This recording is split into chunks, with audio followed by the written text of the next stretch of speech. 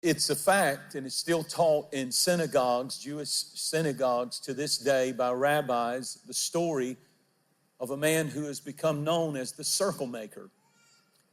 It was the first century BC church, and a devastating drought was taking place, threatening to destroy an entire generation. The generation before Jesus was born, history records. This is not a fairy tale. This is a historical fact, what I'm sharing with you, because they have historians and papers and so on that they have found.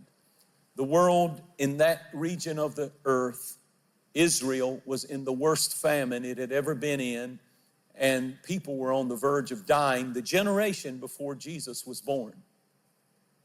All the prophets, of course, had passed away. There's this dark ages, as it's called in history, between the Old Testament and the New Testament. There's no word from God. There's no voice from the prophets. There's no one there. The only one that was left was an old sage by the name of Honi. His name was Honi.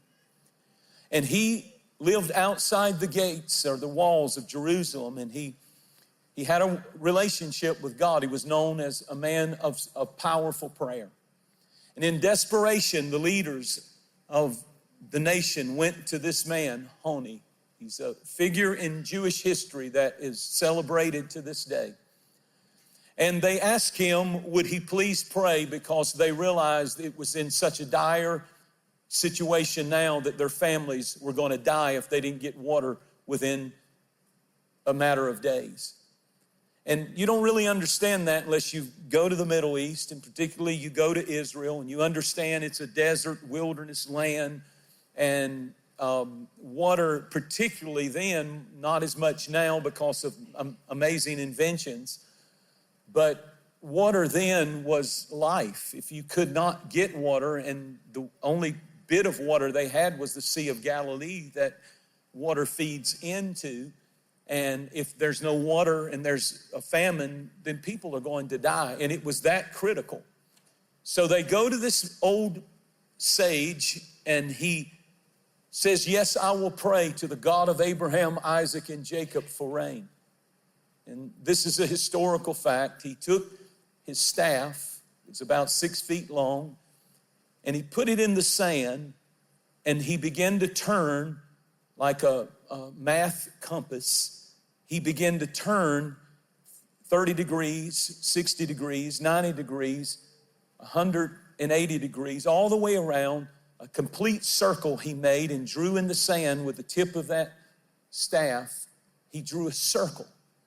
He dropped to his knees, and he threw up his hands.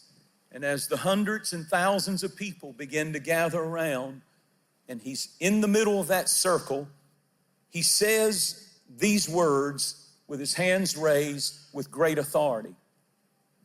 I swear before your great name that I will not move from this circle until you have shown mercy, O God, upon your children.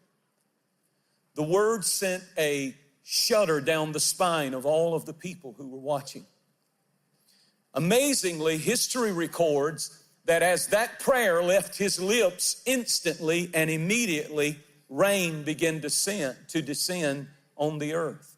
The audible grasp of thousands of people watching could be heard. Every head except Honi's was turned heavenward as rain was parachuting out of the sky and beginning to drop on the people. It was just a very moderate dropping of rain, but people had not seen it in so long that they began to celebrate and shout out loud. But suddenly the voice of Honi pierced through again, and he lifted his voice and prayed a second time. Not for such a rain have I prayed, but for rain that will fill every valley, every cistern, every cavern, O God of Abraham, Isaac, and Jacob. And suddenly, according to the witnesses and the documentation of that event, the sprinkle turned into a torrential downpour.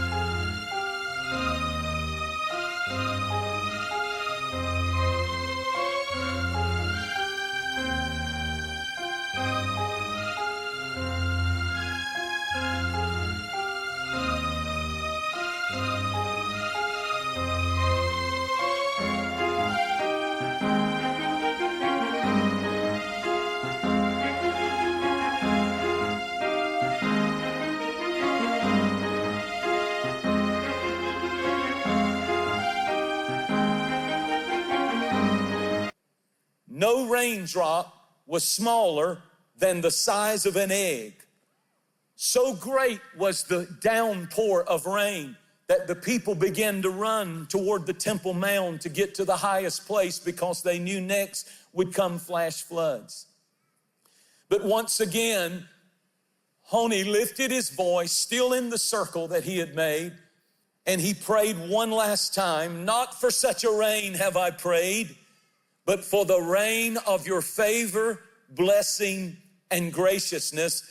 And just like someone turned the faucet down from a 10 to a 4 or a 5, the rain evened off, and suddenly it was just a beautiful downpour that went for days. The earth soaked the water up, and a generation was saved because one man drew a prayer circle. He became known as the circle maker, and he said, God, I'm not leaving this circle until you spare my family, you spare my nation, and you spare my generation. It's pretty powerful when you think about it.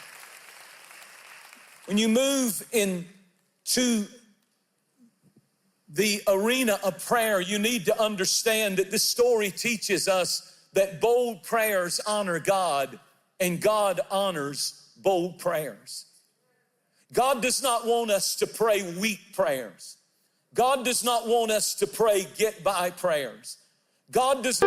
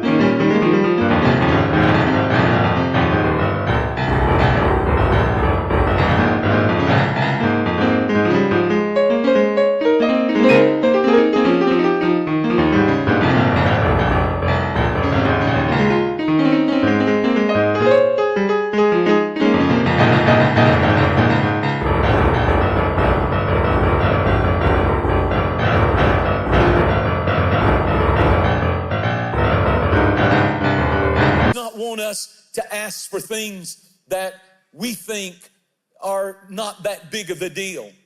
But God likes it when you ask Red Seas to part. God likes it when you ask for axe heads to swim on top of the Jordan River as Elisha did.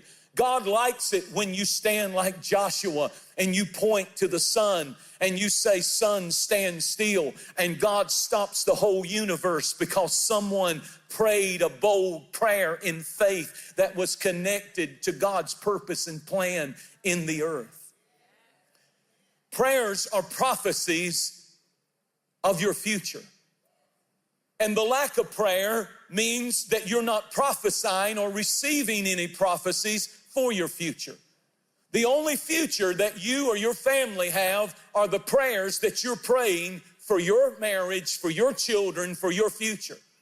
And the reason some people don't experience anything different is they don't understand prayer is the prophecy of your future. Thank you so much for watching. Make sure that you subscribe to our channel so that you can get notifications on new posts and live streams. Be sure to share this video with a friend. You never know how you can send the Word of God right when somebody needs to hear it. And you can use your social influence for good, for the glory of God. Thanks again. Share it with a friend. And I really appreciate you watching. We'll see you next time.